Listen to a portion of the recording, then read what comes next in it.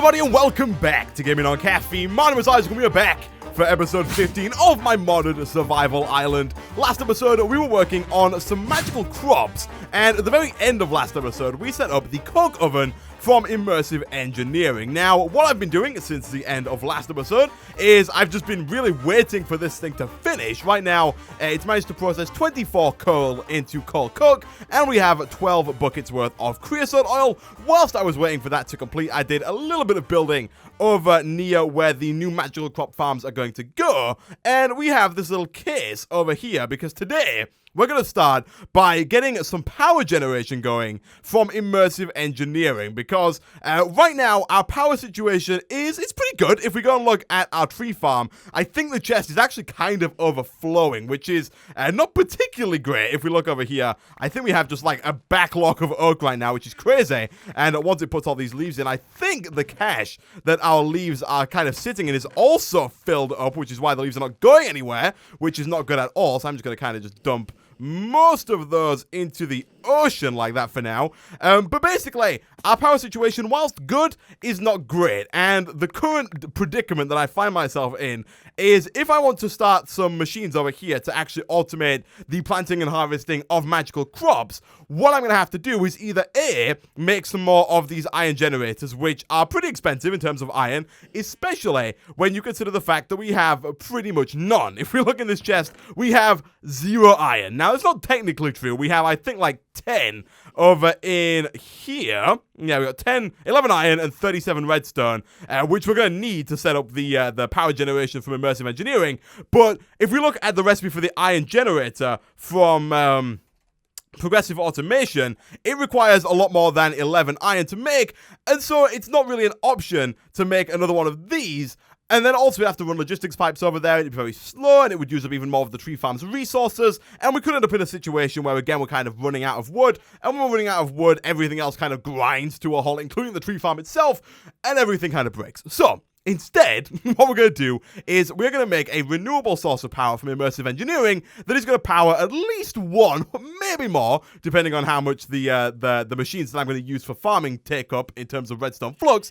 But basically, we're going to make ourselves a watermill. We're going to make a watermill. So, if we go ahead and type in, I'm just going to go to Immersive Engineering, because I'm not 100% sure if it's called a watermill, but we're going to make this guy over here, the water wheel. Now, the water wheel is made using 1 treated wooden plank, as well as 4 water wheel segments, which are made using 3 treated wooden planks, as well as 4 treated sticks. So, basically, a lot of treated wood, which is exactly where the creosote oil comes in. So, if we were to, for example, steal all the wood out of here so that we can just not have to walk over to the tree farm, we can head over here. We still have these 4 buckets that we had last episode for making the water seeds, and all we gotta do, just stick them in there. They will turn into creosote buckets, which we can then throw into here with a little bit of oak wood, and we got ourselves some treated wood. So I did a little bit of maths before we started the episode here, and I think we need about a stack of this treated wood in order to make the most efficient water wheel that we possibly can fit inside that little frame that I've made. Now, that frame is specifically made so that it can fit 3 water wheels side by side by side. And the reason I've chosen 3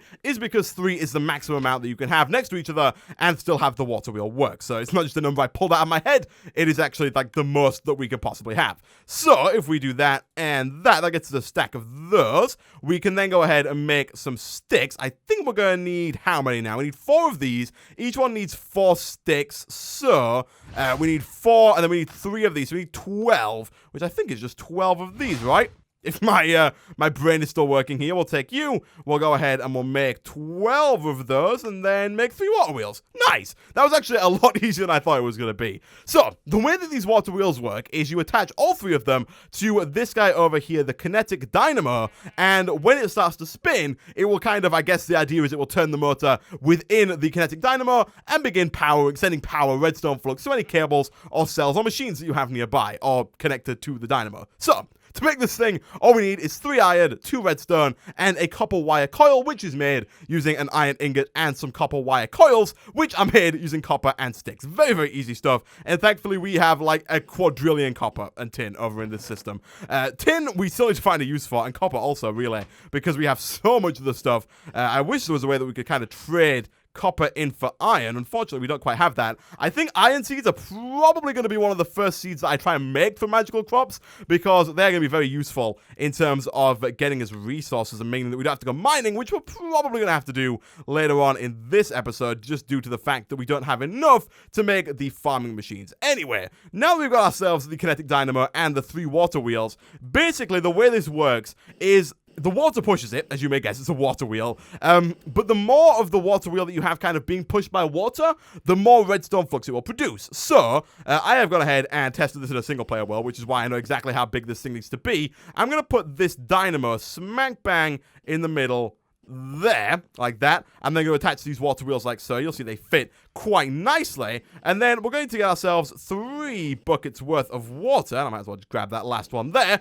And if we go ahead and put these here, like so, and like so. This is the maximum that you can do, because you see if you go any further back, the water would start falling down the other side and wouldn't push the wheel this way, so the water goes all the way around. I'm going to kind of stand here. It goes all the way around and as far underneath as it possibly can, and as you see, after a few seconds, the water wheel actually starts spinning, which is pretty cool. It's got a pretty nice animation. It spins all as one, and now we are generating power. So if I was to put some kind of machine here, or some kind of energy cell or something like that onto that dynamo, it should start to gain power. So, what I'm going to do to start with here is I'm going to go ahead and make a cell. Now, cells are from thermal expansion, and they allow us to just basically store redstone flux. The most basic one is the leadstone energy cell. It can store up to 400,000 redstone flux. Now, it requires a conductance coil, which does require some electrum, which requires gold and silver. I think we should be able to pull this off. I know we don't have a lot of gold, and it's mainly due to the fact that our quarry has not gone very far down yet. It's very much so, because it's such a big quarry, it's kind of, it's taking a long time to get to the lower levels, where you'll get like gold, diamond, lapis, redstone, all that kind of stuff. You'll notice we have no redstone either, which is not very good, but once it does get down to those lower levels, we should get a ton of gold, diamonds, redstone, etc., which would be very nice. So, now we've got ourselves that, I might as well, let's throw those in the macerator. Not the extractor. That'll probably be the fastest way to do this. And actually, whilst you're doing that, I will put the other one in the grindstone, and I will manually grind it down by hand, because this is probably the fastest way to do it. We do need some lead, of course, to make the leadstone, and we are also going to need a few more leadstone energy conduits that we have over there. I think we have one there. We're going to need a few more of those as well, so that we can go ahead and basically pull the power from the water wheel down to all the machines. So I didn't really explain it very well, but the water wheel right now, I believe, from some testing that I did in a single-player world, is producing about 90 to 95-ish redstone flux per tick. So pretty good, considering that it's a renewable source of energy. It never runs out. It requires no fuel in order for this thing to run, which is kind of great, as opposed to like the iron generators, which produce 80 redstone flux per tick, so less, and require a constant supply of fuel. So these things are very good, albeit they do take a while to make, thanks to the creosote oil taking so long.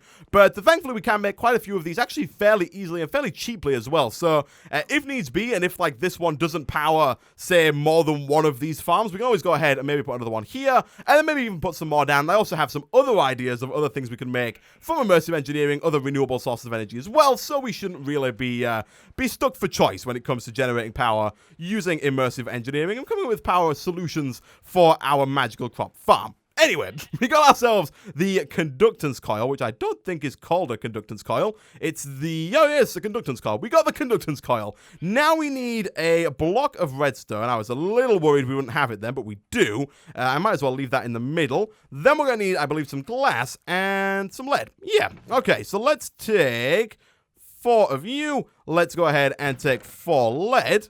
And then let's go ahead and do something like this. Boom, boom, boom, boom. I don't think that's right. I think it's on the outsides. And then 1, 2, 3, 4. That gets us the energy cell. And then 1, 2, 3 with you on the bottom. Gets us the leadstone energy cell. Nice. So, just do a quick test over here. Let's see if this thing is actually producing power. I'm fairly certain it's producing at least a little bit of power, and I think it's producing about 90 redstone flux per tick if I'm not mistaken. So we'll plonk that down. I don't think that works, but apparently I'm completely wrong. I was going to put it on top, but this works just fine. And you can see it's producing power. It's producing quite a nice amount of power as well, which is pretty good.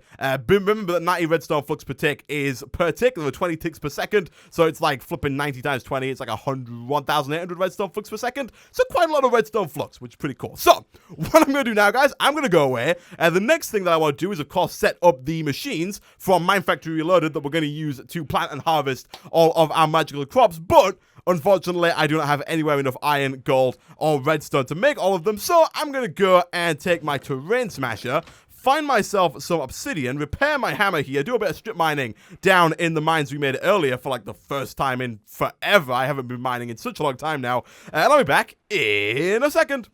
And quite a bit of strip mining, processing, and smelting later, and we finally have some flipping ingots. So, let's take our iron ingots. Let me request our gold ingots, because I put those through the crusher, so we'll just take 20 of those. And we should now be able to make ourselves a planter and a harvester. So we'll start with the planter. It's fairly easy to make. It's 2 pistons, a machine frame, 2 copper coils, a reception coil, as well as 2 plastic sheets. I think the plastic sheets are probably going to take the longest because they are 4 raw plastic, which is made by smelting any kind of rubber you like. We're going to use the rubber from Industrial Craft 2 because currently we do not have any form of rubber from Mine Factory Reloaded. So I'll leave those in there. That should get us more than enough sheets. And what else was I after just then? We need some copper. I have a bunch of copper on me. That should be fine. Let's go ahead and make 2 copper gears like so. We then need the coil, which I believe is gold and redstone, because it is a reception coil, not a conductance coil. So we can go ahead and make 2 of those, because I know for a fact that the harvester requires one as well. And then I also know for a fact that the harvester requires a machine frame. So let's go ahead and request pretty much all of the glass that we have, because I know we're going to need quite a bit for all of the leadstone flux ducts as well, so we are going to need a fair bit. I think we should have some leadstone flux ducts still lying around somewhere. We've got 4 there. We might have some more lying around elsewhere, I'm not too sure, and we still need to upgrade our system because it takes way too long for something to get from over there to over here. We'll have to look into ways that we can fix that. Nevertheless, the raw plastic is done. We can go ahead and make 8 lots of plastic sheets, which is more than enough for both the planter and the harvester. This glass is finally arriving, which is nice. We will then go ahead and make ourselves some tin gears, because that is what we are missing. I think it should just be tin, although sometimes the recipe does call for tin and iron. Let me just quickly throw iron into there so it gets processed up, and I will put the rest of... Actually, I'll hold on to the rest of the oak, and that is not a good sight. That is not a sight that I like to see, because that means that our system is full, which I do not like. Let me kind of just... what do I need? I don't need oak. Let me throw some junk into the ocean. Oh, gosh. Oh, it's cobblestone. The cobblestone's filling up. Look at this. Oh, gosh. We need to set up... We need to make a trash can. We need to be able to just dump all of this cobblestone without dumping it into the ocean. Actually, what we desperately need is bigger caches, because right now, if you look at Whaler, we're at 10,000 out of 10,000 leaves. We're at 10,000 out of 10,000 cobblestone. So we have 2 options. We either make a bigger cache, or we start destroying all of our cobblestone and leaves, because we have way too many of all of those. Nevertheless, for now, we will come back to that. For now, let's have a look here. It does require an iron ingot to make the gear, and then we should be able to go ahead and make ourselves 2 lots of machine frames. I think. Yeah. Not sure why that didn't do that. Probably because... Actually, no, I have no idea why that didn't do that. That should have worked. That should have worked just then, I think. Alright, we'll take 2 of you. I'm going to quickly... I was going to try and void some stuff then, but I don't have space in my inventory to pick stuff up. So for now, we're going to leave it. We'll come back to the storage issue at some point later on down the line. For now, we are focusing on our planter. So I think we are pretty much almost there. We have quite a bit of brick on us, which is good. Let me... Oh, geez, we have to get rid of some junk here. Let's get rid of the rest of these bricks, because I'm fairly certain we don't need any more of them. Infusion stone and seeds. I'm going to keep all of the Manicia seeds. We'll get rid of some copper. We're probably not going to need that much redstone, diamond, or coal. And also not the buckets either. So we'll put all that there. There we go. Made a bit of space in our inventory. Nice. So let's go ahead and make ourselves some pistons. Like so. And again, it's not working. That's because we don't have any cobblestone. Thankfully, we do have some cobblestone. All right. Here we go. Boom. 1, 2. We'll take both those. And that should get us A planter. Nice. So next on the list is the harvester. This guy is a little more tricky to make, requiring 2 golden gears, as well as that other reception coil, as well as the other machine frame, which we already have, as well as a pair of shears, which is one of the main reasons, by the way, that we have no iron, for those who are wondering, because our tree farm, ever since we added the leaf cutter, is, of course, constantly requesting iron to make shears, and the shears do not last long at all. So that's one of the reasons why we don't have much iron. Anyway, without the leaf cutter, the tree farm just kind of grinds to a halt because things get stuck in the leaves. It's all a pain, but it's fine. Nevertheless, the next thing we need is an Invar axe, which is, of course, made with 3 Invar and 2 sticks. We need 2 of those, so I've gone ahead and got myself 4 iron dust. The next thing I'm going to need is 2 ferrous dust, and that should, or 2 nickel dust. Nickel and ferrous are the same thing. For those who are wondering, if you're like, where's my ferrous? It's the same thing as nickel. Don't worry about it. So we'll throw that in there. Different mods just call it different stuff. Some call them nickel, some call them ferrous, but in the Ore Dictionary, they are classified as the same thing, so they should work in exactly the same recipes. I'm doing it in here because it's a little faster than the macerator is. For now, at least, I would like to get some overclockers in there at some point, but we can go ahead and do something like that. That gets us a bunch of Invar, which we will then throw into there and wait for that to smelt. Whilst we're waiting for that to smelt, we will go and put our planter down. So the planter has to go underneath the ground at the center of the platform. So I think that's about here? Yes, that looks right. So we need to go ahead and get ourselves a block that we can rest this against. And we will go like that. And we'll put down our planter right about there. Nice. Now, I would like to get rid of this, if at all possible. But it looks like it's going to take about 4.8 quadrillion years. But we did, in fact, manage to do it. And hopefully we can escape before we die. Oh, I love the jetpack. All right. And hopefully our stuff should be done. Are you done? The Invar done? It's done. Okay, cool stuff. Cool stuff. Let's get ourselves 4 sticks. Let's go ahead and make 2 axes. Now, I know for a fact that this recipe isn't going to shift click because the axes don't stack. And any item that doesn't stack causes a weird issue with any eye where it's not it won't allow you to shift click items in. Nevertheless, we know the recipe. Boom, boom, and boom, and we get ourselves a harvester. Nice. So again, this one, unlike the planter, has to go on the edge. We can put it on any 4 sides of the farm. I'm going to put it right there for now because I kind of want to be able to access all of the stuff that the harvester harvests. And now what we need to do is hook up leadstone flux ducts. So we have a little bit of glass left. I think there is some more in the receiving chest over here. There is. We're also going to need a little bit of lead, which we could request, but it's also much, much faster right now for us to just fly over here and make it ourselves. Let's go ahead and make a few more of those. I think for now 22 should be enough, although I'm not 100% sure. And also, I did kind of forget to mention, but this guy's full. We made 400,000 redstone flux whilst we were gone. I really like these. They seem a little bit, tiny bit maybe overpowered for what they, like how much they cost to make and how easy they are to set up. They produce quite a bit of power, but then again, they do take up quite a bit of space, so I guess, like, in compact-wise, they're not that efficient, but, geez, in terms of resources, they are pretty gosh dang efficient. So, let's go ahead and hook this guy up, and again, we don't want to drown under here. I wish we had flipping a better way of, oh gosh, this is a pain, a better way of doing stuff there. I was trying to shift right click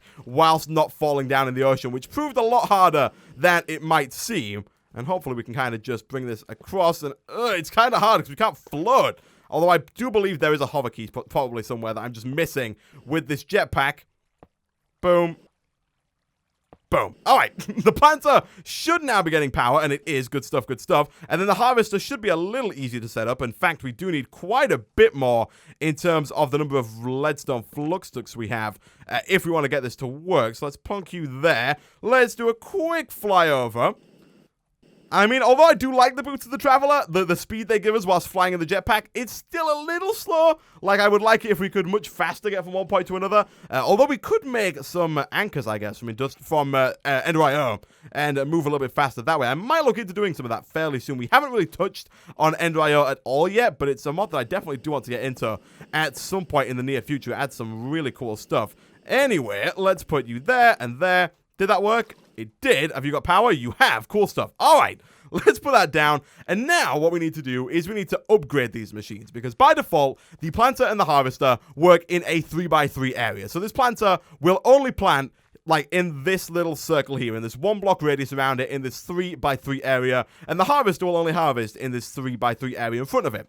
So, we need to make upgrades. Now, I built all of these platforms with the bronze upgrade in mind. The reason I chose the bronze upgrade is because it was a nice balance between size of platform, so it gave us a fairly nice size platform. These platforms over there are not going to be the biggest farms in the world, but they're going to be big enough. And also, we have a ton of copper and tin, so we can go ahead and do something like this and just make ourselves a ton of bronze fairly easily, which is pretty nice. And now, if we go ahead and type in upgrade, I think we're going to need some more rubber in order to make this work, because the bronze upgrade, which is this one over here, requires some bronze, some redstone, some gold nuggets, as well as 3 raw plastic, and we need 2 of those, so we're going to need 6 raw plastic. So let's whack all of our rubber in there. That should extract into some normal rubber, which we can then throw through the smeltery to get some plastic. I might as well keep 3 of those for later on down the line. But yeah, I'm going to go away. I'm going to wait for this to finish. I'm going to smelt this glass up, actually. This sand up into glass, and I'll be back in a second. And now that we've got ourselves the raw plastic, I'm going to quickly throw some invar in there, and we'll get back to that invar in just a second. But we can go ahead and make ourselves some upgrades. So we'll throw that in there. We will quickly grab ourselves some golden nuggets, which we will throw in like that. Get ourselves 2 of these bronze upgrades, and go throw them into our machines. So this should increase the range to where they fully, encompass these circles. We could get a little bit more effectiveness out of them by making these squares instead of circles, but I kind of wanted to continue along with the theme that we've got going as, on the island as a whole. We've been building little circles, so for now, these are going to be little circles. We're going to put these in right about there, and right about there.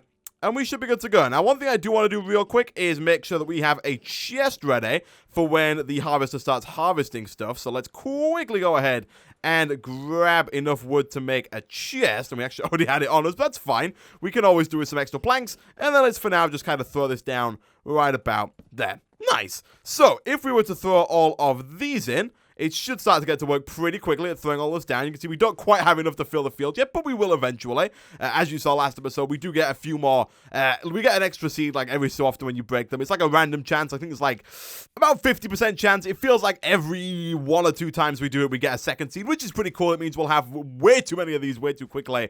But for now, this should work just fine. And the last thing I want to do is kind of, not really future-proof, but really finish the automation bit of this off. And that involves piping all of the seeds that we get out of this chest and back around to the planter, because what's going to happen is when these fully grow, which I guess we could kind of force by using our watering can here, but once these are fully grown, the harvester will just break the entire crop and stick everything that would drop from the plant usually into the chest behind it. That includes 1 or 2 seeds that drop from it, as well as the essence. Now, the essence we want to keep and then probably store in a cache or barrel nearby, because we're going to get a lot of the stuff, and it's probably going to fill up that chest pretty quickly, especially if we leave this running for quite some time. But then we want the seeds to kind of pipe back around, down, and into the planter, so that they continue to get planted over and over and over again, and the system is just self-automating. So, hopefully any second now, we should see one of these actually pop into a fully grown little Manicio plant. And that would be, now would be a good time, game. It might be a perfect time to just, give me a flower.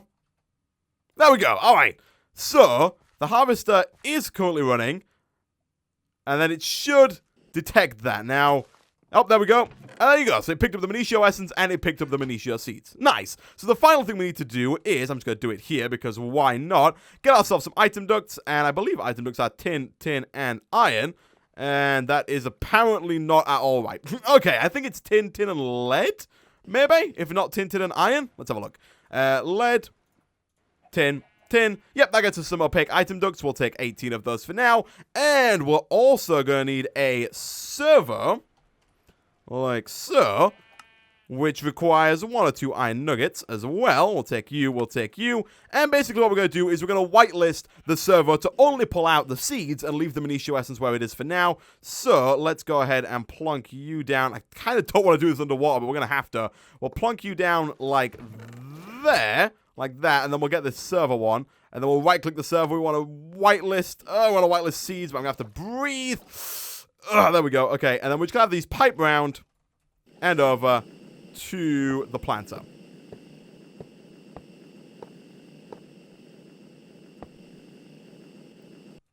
Almost like so. If I go ahead, and I'm just going to break this so that we can see what we're doing. Let's go ahead and grab a seed. After getting rid of some space in our inventory, let's put a seed in there. Let's throw the Minicio seed in. You want to make sure you set redstone control to ignored, so it's constantly going to pull out without a redstone signal. By the way, these won't pull out unless they have a place to go. It's kind of an advantage that the item ducts have over the buildcraft pipes, because if they can't go anywhere, they won't pull any items out, whereas the buildcraft pipes, if they can't go anywhere, will just pull them out anyway and spew them all over the floor, which is not a very good way of doing things. Nevertheless, we will take this and we'll go boom, boom, boom, and you'll see the seeds have gone. They should eventually, the item ducts are not the fastest thing in the world, end up back in here, and then we'll get planted down, and the cycle will begin over and over and over again. And hopefully, by this time next episode, we will have a full field of Minicio crops. I don't think that this is actually putting any strain at all on our power system, just because of how long these take to grow. And these guys here, the machines don't use power until they're either planting or harvesting the machines. And for some reason, it decided to plant these new two over here, which is a little odd. But I'll leave this running a little bit between episodes. I'm also going to go ahead and make some more harvesters and planters and set them up on all of the other fields, and kind of try and set one up for all of the seeds that we have. We have an air seed, we have water seeds, we have earth seeds. I would like to make probably another field of Minicio seeds, because this is kind of the key one that we need to get more and more Accio and all the other tiers of magical essence that I've completely forgotten the names of by now. Although people did point out in the comment section that I was wrong last episode about the highest tier of essence, because the highest tier is in fact Zavicio and not whatever I said last episode, because I was